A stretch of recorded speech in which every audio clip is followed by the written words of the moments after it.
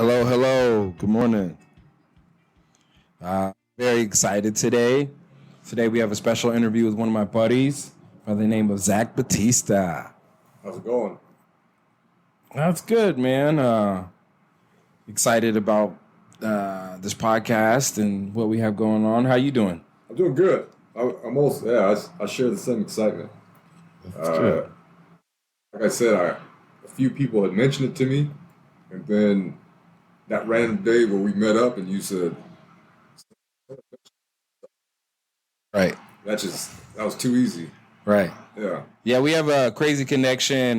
We're very opposites in a lot of personality and physical attributes and mindsets, but we definitely come to the same point a lot of the time. But let me start this interview off with just giving the listeners a brief overview of you. So if you could just describe yourself and your background for the viewers, that would be great.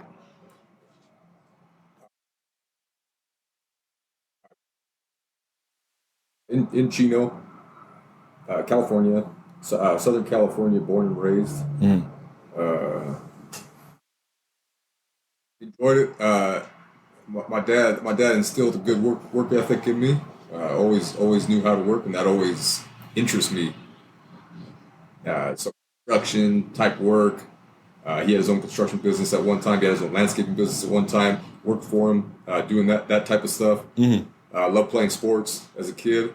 Tried college a couple times early on, and then decided it wasn't for me early on. Right. Joined the military. Okay. I was in the military for 15 years. What branch? The Army. Okay, the Army. Yeah, both active duty and in the reserves. And now I'm back in school. Giving it another shot. Okay. Yeah. That's cool. Do you think your background with your father tailored your want to go to school now, as far as not working as hard, or it tailored you to do construction? Because you're an engineering major, correct? Yeah, he's an engineering major. I believe he worked as an electrician for many years, and he got engineering science. Electrical engineering. What drove you to pursue that? So you brought up. I think the last generation in general wanted wanted to see everyone go to school. Wanted to see the next generation learn as much as they can. Although I do think that kind of devalued some degrees in a way. Okay. As we see now in the job market, you can have a master's degree. Right. And still only qualify for a basic entry job. Yeah. Nobody wants that. But yeah, I think that did drive me a little bit. Was I would like to complete this for my family, for my lineage, for my parents. Okay. Yeah. So myself too now, but yeah, that was a driver for sure. Okay. How much would you say your profession is tailored to who you are as an individual? Is it 50% of who you are? Is it 80% of who you are? Is it 30% of who you are? Where does that lie? When I first started going back to school again, yeah, I probably would have said 90 to 100%. Yeah. Now that I'm getting into the classes, it's not all peaches and cream. You know what I mean? It's not sunshine and rainbows every day. I'm probably at a 50% now that I'm enjoying it, and that and that this is for me. This tailors to me. Yeah, is dwindling. Right. But we're waiting for it to be done? We're trudging forward. Yeah, we're going forward. Yeah. Well, I know school. I have a little bit of college under my belt. Not much. I have quite a bit of college under my belt, and it was fun when it was fun, and it was horrible when it was horrible. Yeah, it starts off really nice, and you're energetic, and then you kind of lose that fire a little bit, right? What is it like? What do you think universities could do to like keep that fire going with the students? We talk about all the time how you have reality years of experience going into a trade that you kind of already know, and then you go when you get into a school and you're forced to relearn the things you've already learned on the job, and how hard that is, and bringing today's reality into such a conformed learning environment. I will say universities specifically, and I went to Chaffey Community College and got my associates before I transferred to Cal Poly Pomona, which is a university. I feel like they tailor to who they have to tailor to, and what is that? That's the new generation. That's the fresh out of high school. Now, am I upset because they aren't tailoring to me anymore? A 35-year-old vet, that has been around, that has seen the industry already. No, I'm the one who should conform, right? I should be the one who's flexible, but I think that is one of my biggest difficulties. Okay, is fitting in. Yeah, fitting in and conforming to the university flow, man. That gotta memorize everything, have no other life but university. But you and I both know we got whole other lives beyond school, beyond our learning. We know the bigger picture, the adult picture. And I see you speaking on generations. If there was one thing that you could give future generations, college students, or what are they called? Yeah, college students. What piece of advice could you give them to, help them with their transfer from community college to a university and how to stay refreshed in that long journey to get what they need? What could you give the next generation? I've heard this advice before, so I'm just gonna use it again. And we started off with this. Make sure you enjoy it. If you're not enjoying it in the beginning, you're not going to enjoy it at the end. Things like your general ed, you may find a topic that you really do enjoy, just doing your general education. And I don't know if they do that on purpose to kind of filter people out. Like, oh, you have to take your English, your math, everything, before you start focusing on your degree topic. Right. But sometimes in the midst there, they lose some people. Yeah. Going off and they lost me. And that's not a bad thing. To me, that's not a bad thing. Of course, I don't know everybody's financial situation, but if you have the flexibility to try out as much as you can, learn as much. That's my advice. That is good advice, because you never know, and opportunity changes. The experience changes opportunity. There you go. The more you experience, the more different opportunities you'll get in life. Would you agree with that? Absolutely. And this comes from someone who dropped out of college 3 different times to where I'm at now. So I put a toe in, tried a degree, didn't like it, and it could have been the time, could have been the time, the place. But yeah, that's where I'm at now. Yeah, that's good, man. Kudos to you for reinserting yourself back into a world after you've already established yourself in another career. That's really hard. Some would call that a career shift in a way, and that's hard to do. So kudos to you on that, and good luck to you on your future achievements at Cal Poly Pomona. Yes, sir. Okay, right on. I want to dig into your personal life a little bit and just ask a few questions and see where they go, and we can go down that road. So, can you explain any pivotal moments within your military career that have shaped you as a man today? I will. I've told you this story before, so this is going to be brand new to our listeners. I'm going to shout someone out. At the time, he was my brand new squad leader. He ended up being my platoon sergeant at one point, and now he's just a friend and a mentor like you are to me. What's his name? Montana. His name's Adam Teskey. Oh, there we go. Yeah, old Teskey Teskers. He's a good guy. So in the military, even in your day-to-day uniform. Hold on real quick. Just testy like testicles? Teskey. Oh, okay. T-E-S. Okay. Oh, don't worry. I was just like, oh, wait a minute. The nicknames? Yeah. And you're talking right. I'm nicknamed. Yeah. You the guy? I fuck with people. Yeah. Okay. Yeah. No, everybody wore their badges, for certain schools on your uniform. And this guy came in. And he was going to be an instructor. Yeah. And he was going to qualify shooting with us on a rifle course. Mm-hmm. And he was going to teach us. And he had all the badges. He had all the frills. He looked like a badass. And I even said, I was like, man, this guy looks like a badass. He looks like he knows his shit. And Adam looked at me and he said, you know what? He may look like a badass, but remember, everyone puts their pants on one leg at a time. Don't get all, panties in a bunch about somebody and their badges. Mm-hmm. He's like, wait till we find out, what he can do. Wait till we see what he can do. That guy ended up being, I don't know this dude's name. That guy ended up being the shittiest instructor we ever had. Really? Shitty instructor, shitty at shooting. Just looked sloppy. I don't even know, I don't know if he just dumped everything, forgot. Yeah. He looked like shit.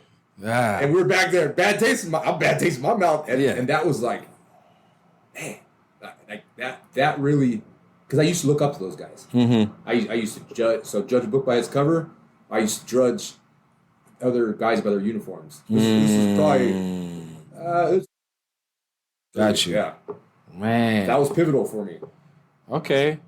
I remember when we first started talking about doing this podcast, I was asking you about a specific military thing where they would line the people up and they would have the prisoners. And what was the name of that? They would Firing squad. Firing squad. That's how we were going to do it. Yes, we were doing a firing squad. So I have some questions to do a firing squad for you real quick. And they're just it's like 21 questions, just short rifle questions real quick. Want short answers? Yeah. Okay. Short answers, please. What is your favorite military movie? Oh, that is a good one. As of late, yeah. Fury, that tank movie. Yeah, I haven't seen it. Brad Pitt, right? I haven't seen it. And that's like in recent, of course, not even growing up, but early on in my military career, it was Black Hawk Down. Okay. Love Black Hawk Down. Okay. Yeah. What's your favorite city you were ever stationed in? Ooh, that is a good one. That is, and that has come up a few times. I love Fort Benning, Georgia. Georgia. Yeah. Why? It has that weird, I don't know, South feeling. Yeah. And even though it's different, okay. You've been to the South, you've been out that way. Mm-hmm. People are different. The culture's different. Gotcha. And I like that feel of it. Okay, this sets up the next question. What's your favorite comfort food?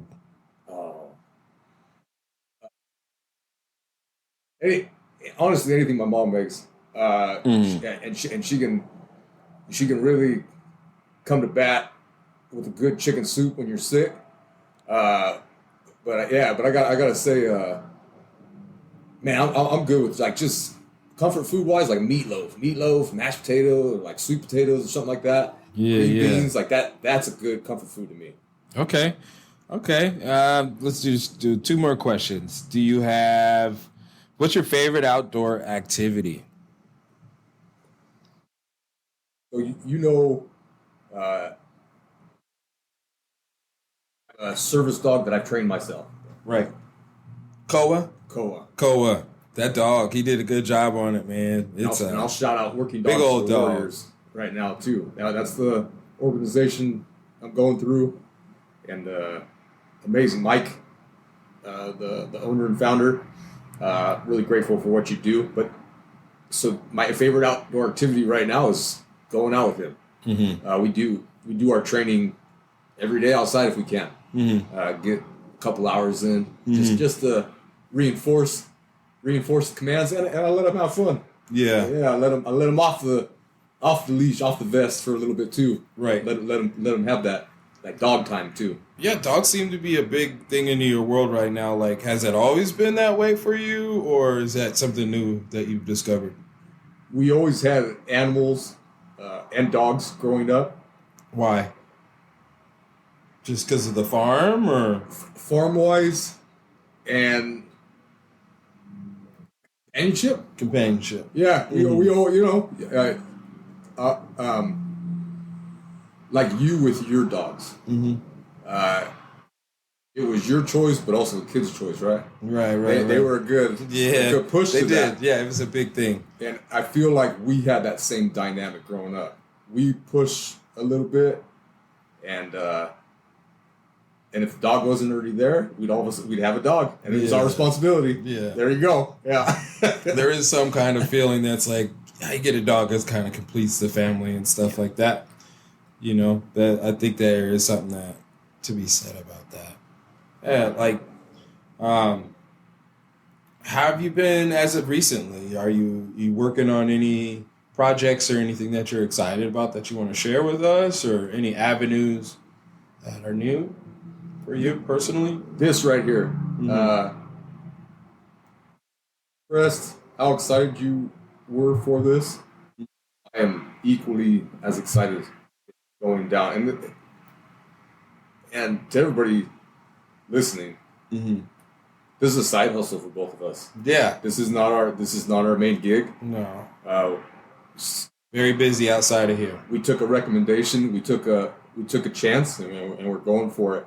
So this project is currently taking up my creative time. My and I know it's taking up your whole career is based on being creative. Yeah. But I see you giving me that same creative. I appreciate your.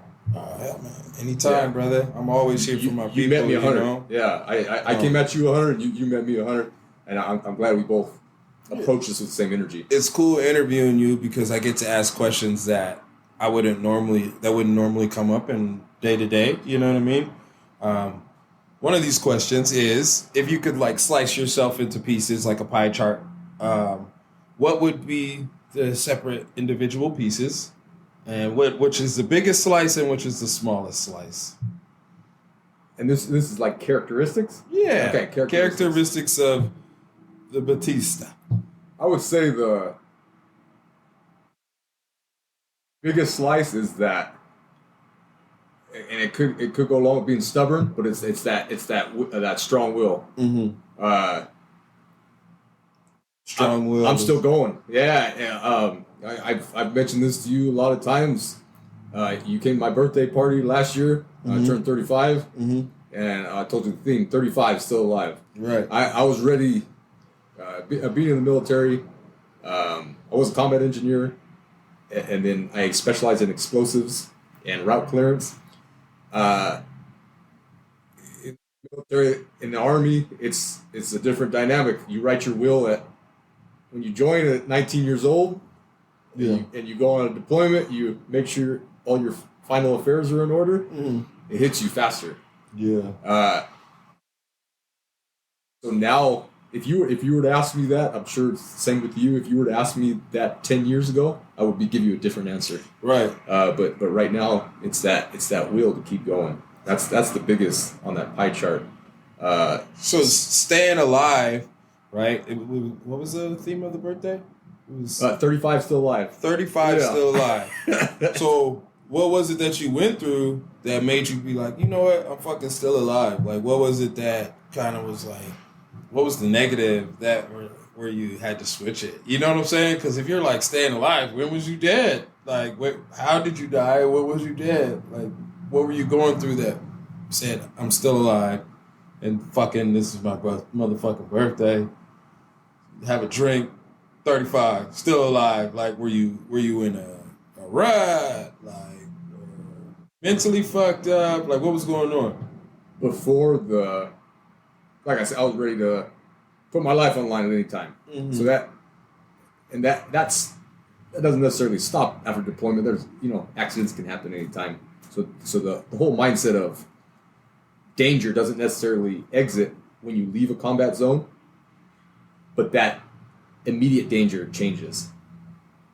And that's when I didn't realize my mental health was failing considerably. And I went through like you said, ruts, moments of Great Depression that I didn't even know those are all outlying factors of combat and of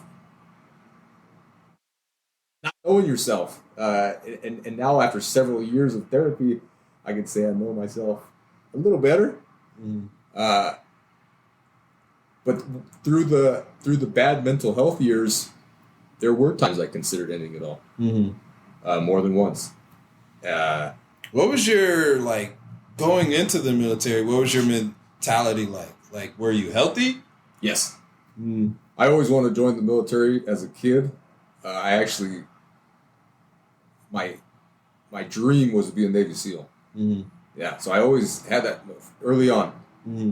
I actually applied to the Naval Academy twice, my junior and senior year in high school. I got denied both times. Okay. Yeah. Yeah. So one time they only accept 20% of the applicants without 20/20 vision. I didn't have 20/20 vision at the time. That was my junior year, so I learned that. Along with their feedback, they provided good feedback. They said, you're still young, get involved in more clubs.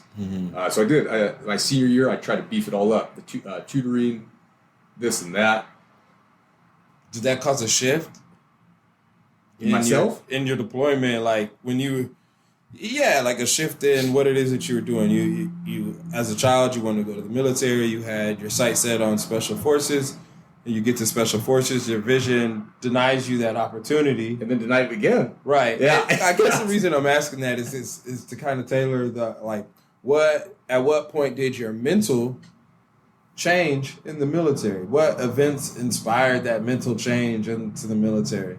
So I think that's a big part of who you are and your development as a person. So there was joining the military, enlisting straight up after those two denials was after a rock bottom. Okay. I was going to school full time. I was playing football. So early on, right when I graduated, I went to Chafee. That was a nice feeling going back there and getting the AA. And I finally accomplished that. Because the first time I went for a semester, tried playing a little football for them, I dropped out. Yeah, so about the semester started in August. By Thanksgiving, I was done. But I was working 2 jobs. Because it was easy to make money. When you're 18 years old and you're a hustler, right, it's easy to make money. It is, and get caught up in that too. Get caught up in it. Yep. I also was not letting go of the party lifestyle easily. So a lot of late nights, a lot of freedom.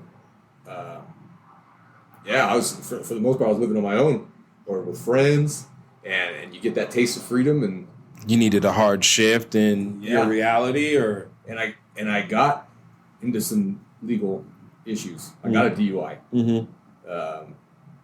and it was more like a wet and reckless, kind of like you need this to get on the right track. Right. It wasn't like a full DUI because I blew under the legal amount, but I was 18 years old. Yeah. And so that was because I didn't sign up for the Army until I was 19. Right. So after I got through those legal issues, I said I need to do something different with my life, and that's when I joined the Army. Didn't tell anybody. Just went and signed up. Yeah. Didn't ask anybody's opinion. Yeah. Signed up. That's crazy too. Like usually your hardest, like some of the biggest changes you make in your life are based off of grief or heartache. Yeah. What is one decision that you've made off of like a high, ecstasy, happiness, energetic, right? Because we all make super heavy decisions off of default or it's fucked up situations. But what's one thing that you chose to do in a positive mindset? Ooh. So I was smiling. Yeah. Well, I've been engaged twice. Oh. This was also early on. Oh shit. Yeah, one of the times was right before boot camp, and that was a not well thought out, but it was, man, everything's going right now. Like it was like right in between. There's that sweet spot. The legal issues had all been cleared up, and I met someone, and it was not. Everything was going, and I was like, man, let's do this. Still, So I asked her to marry me. She was gonna wait for me. That didn't work out. Met someone else a few years later, and same type of feeling. Oh, this is meant to happen. This is meant to be. So I have made that feeling, or that I used that feeling twice. Okay. Yeah. Man. I feel like I think things out a lot better now, and I don't. I don't even use that as an excuse. I don't use that blinded by emotions. Yeah. I try to think things a lot clearer now. You know me, Right. and what would you say? I think things out. Yeah, you're very methodical. Calculated. Very calculated. But those that was very calculated. when you always on asked me that, time. Do you feel me? that's what came to mind. Say what you mean and not a whole lot more. You know what I mean? I've never heard you just really playing around with words or saying sloppy shit. That's good though too. I think that's why we do well together, is because you are straight to the point, a bullet point guy, and I enjoy bullet points and streamlined communication. I love it. Absolutely love it. Do you have any kids? No, Not yet. Are you wanting kids one day? I would like that. Yeah. Yeah. Yeah, that's cool, man. I have 3 kids. 2 boys and a girl. He knows them. One of my kids absolutely loves this dude. They on the same wavelength. That's my buddy. Yeah, little Lenny. Right on. Well, okay, let's see. You could cut it real quick, and then we can get back into the next part. All right. Welcome back to B2Z Podcast. We're here with Zach Batista, and coming back from commercial breaks. We've been in a deep interview with him, and he's been very honest with us, and we really appreciate that, giving all his gems and information so we can steal it and use it for ourselves. So let's continue with the interview. The next question I have for you is, throughout your life and your military background, your school background, what are some of the challenges that you've faced upon your journey? Like, what are some of the challenges you faced upon your journey that have helped you grow?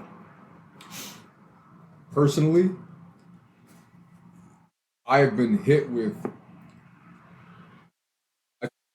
Every time I was placed in a bigger role, either more responsibility, different leadership role, I always had that little bit of imposter syndrome when I first got it. Maybe I'm not ready for this. And I shared that a few times with some close friends. I don't think I'm ready. I don't think I have what it takes. Mm-hmm. Luckily, at that time, I had people around me that did see me for me. Mm-hmm. And I now know it's okay. You got to harness that nervousness, that excitement. It's okay to be placed in a position where you're uncomfortable. You can grow into any position. Yeah. Okay. What's something you're looking forward to in the near future? Knocking more things off the goals list. Mm-hmm. I either beginning of the year, of course, we're 3 months in, we're in March. It's time to reevaluate the New Year's goals. Mm-hmm. I try to set the 1 year goals for myself, the 6 year goals, 6 month goals, and visit those and see if I'm achieving them, and if I need to change them at all. So the goal that comes to mind is keep working on school. See how far I can get with that. Mm-hmm. For the time being. Did you give me a little sliver for that pie chart, or did we just stop at the big sliver? I think I just gave you a big sliver. Man, let me get that little sliver too, since we're here. Yeah, you're right. To be continued. I would say, because I made you smile just now, I would say that some of the little slivers are my sense of humor. It's unexpected at times. Because, like we're talking about, I can be calculated, and being calculated doesn't necessarily exude friendliness. It might seem like I'm dry, but I think I got a good sliver of a sense of humor too. I'd agree. Yeah. I'd agree. Yeah. Right on, man. Every session or every radio show, we try and do a roundup or give people a piece of information that they could take home with them and use throughout their day to day. What is one thing that you could give our listeners to help them out with their day to day?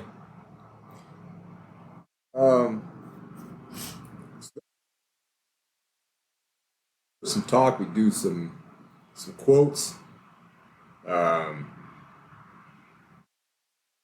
for these roundups, and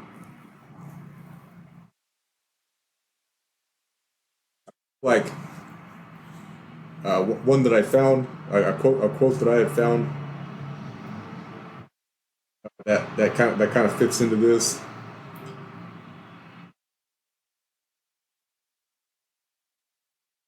Words, take your time. We could edit it out. Yeah, exactly. Yeah. And I'm going to go back to how I mentioned, just for this side hustle, both of us coming full speed at each other. Both of us meeting each other on this new endeavor. And I'm a sports fan. I know you're a sports fan too. Vince Lombardi was a great coach for many years in the NFL. And he said, there's only one way to succeed in anything, and that is to give it everything. Simple words. But whether it's your side hustle or that's a good one. Or your main gig, I feel like that sums up our conversation right now. I always tell my kids, don't do it if you're not gonna give 100%, man. Yeah. You know, like save it until it's time to give it 100%. That's a great quote. Why do something if you're not gonna give your all, guys? You know, this is life. You only get one opportunity at some of the things sometimes, and you know, don't squander opportunity by half-assing it. Yeah, that's a good one.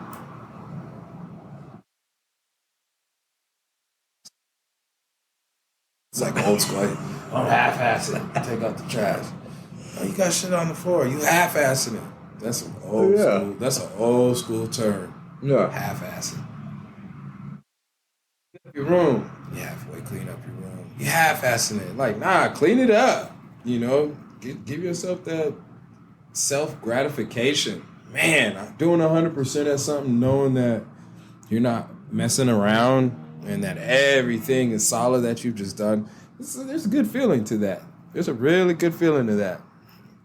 And like you said, those little tasks add up real fast. The simple things, clean your room, as a kid, yeah, it still rings true as an adult. The little things, something I just did this morning. I didn't want leaves on my driveway when I drove in, so I swept up the leaves real fast. Swept it up clean. Yep. Even though it's something stupid, something silly, I didn't half-ass it. Right. And I feel like just remember that. Everybody needs to remember that. It's just everything, all the little tasks too. Even driving. Just drive. Don't play it. You know what I mean? We can go down a rabbit hole with that, but right. Yeah, give it your all. I like it.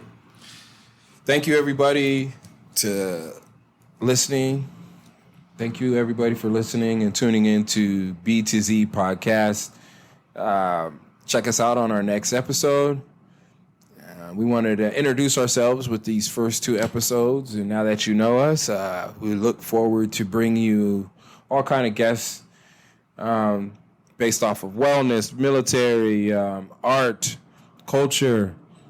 We have a plethora of things to bestow upon your ears. So Hopefully you guys can subscribe and you're liking the content that we're created. Thank you. Thank you. Thanks for everything, man. Thank you, Zach.